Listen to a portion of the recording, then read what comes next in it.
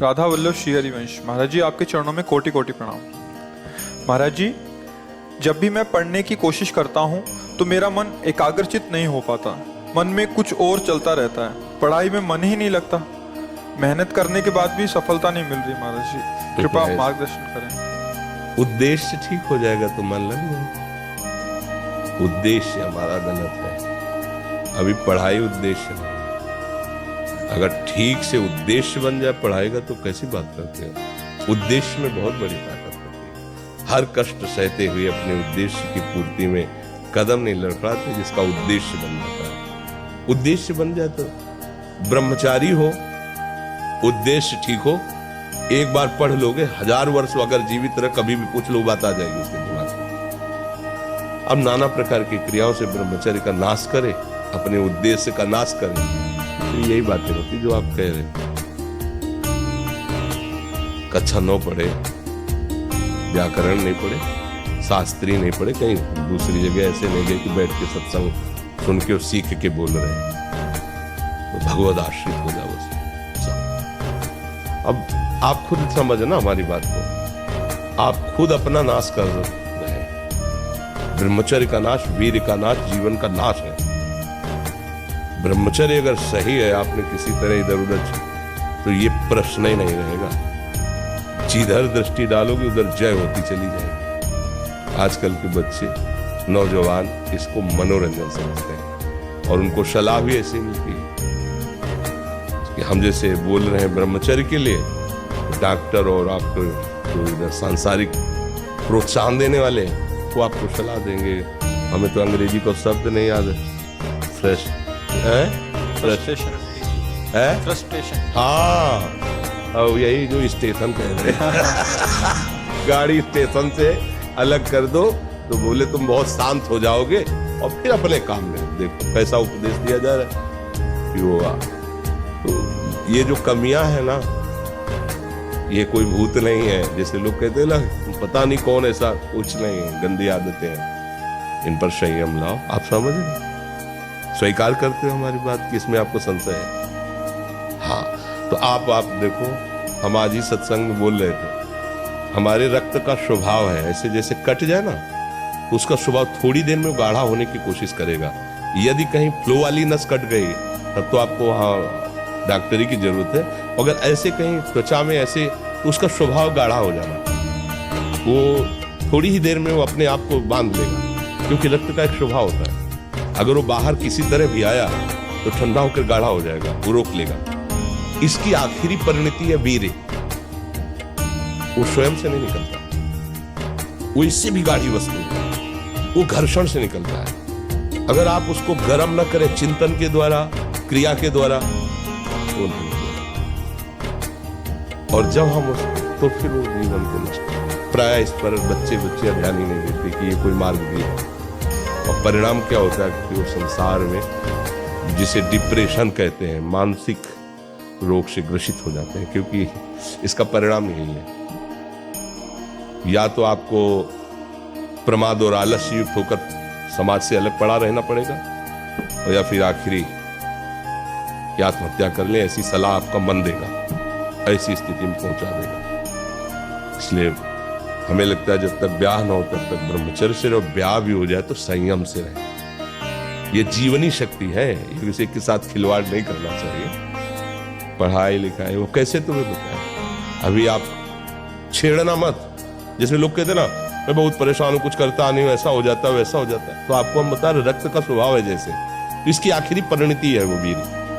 उसका स्वभाव नहीं है बहना, उसका स्वभाव ऐसा है।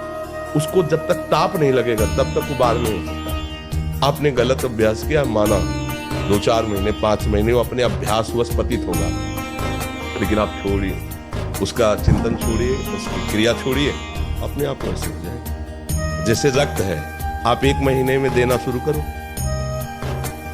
तो जो देने का नियत कितना, 100-200 ग्राम 500 ग्राम जो भी दिए है, 3 जो भी आप दीजिए, हर महीने तैयार हो जाएगा। और आप ना दीजिए तो आपके शरीर को अभ्यास हो जाएगा, आप दीजिए तो शरीर को अभ्यास हो जाएगा।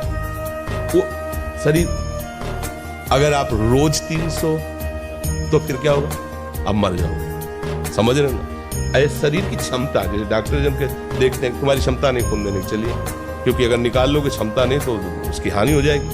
हाँ तुम्हारी क्षमता है, तुम्हारे अंग ठीक है, तुम स्वस्थ हो, महीने में ऐसा या जो समय अवधि, सोचो रक्त की आखिरी परिणति वो है वीर, और आप क्या कर रहे हैं रोज कई बार, आपका परिणाम क्या होगा?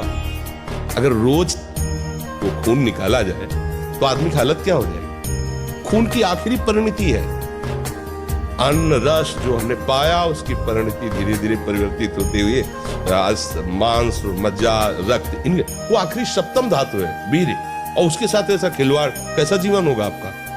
तो इस पर कोई विचार ही नहीं करता, समझता है तो केवल बाबा जियों का विषय नहीं।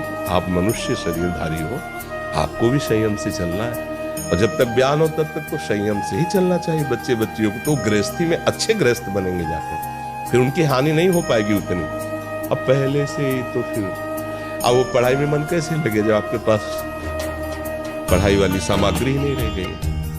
पहले क्या होता था, जैसे गुरुकुल में स्मृति आपकी कमजोर हो रही तो मेधा शक्ति बलवान करने के लिए ब्राह्मी शब्द उसको पिलाई जाती थी, ब्राह्मी है ये चीजें। क्यों? क्योंकि उनमें इतनी शीतलता, उनमें पौष्टिकता है कि वो वीर का वर्धन करके वीर को रोकेंगी, खास बात उसमें होती थी। अब हम इस बात को ना समझ करके ट्रेंड बनाते हैं और वो विनाश का खेल खेलते हैं जो हमारी सारी सांसारिक और पारमार्थिक दोनों उन्नति का नाश कर देता है। अब उस प्रश्न का क्या होता है और उसके लिए क्या सलाह? आप सही ढंग से रहो, अच्छा खाओ पियो, थोड़ा व्यायाम करो, सबके प्रति पवित्र भाव, अभी आप आनंद में आने लगोगे। और जैसी आदतें आजकल हो रही, आनंद वाली तो है नहीं, ये तो पतन वाली ही है। चार दोस्त मिलते हैं, मदिरा पान करते हैं, गांजा और तो और क्या ड्रग्स। अब बताओ क्या होगा?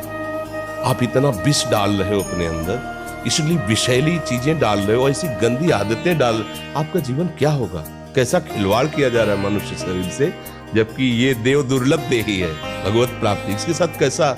तो बच्चों को ना तो सत्संग मिल रहा है, ना शास्त्र स्वाध्याय मिल रहा है, ऐसा ही संग मिल रहा है जो पतन का कारण क्या हो रहा है। अच्छा बहुत पढ़े लिखे हो और शराब पी के नाली के कीड़े की तरह पड़े हो, माता पिता का अपमान कर रहे हो, मन मानी बेविचार कर रहे हो, पढ़ाई लिखाई क्या हुआ? पढ़ा लिखा भाई विद्या तो वही जो विनय, पवित्रता, शालीनता, सभ्यता, नम्रता, ये तो सद्गुण विद्या में आज की रह नहीं रहे।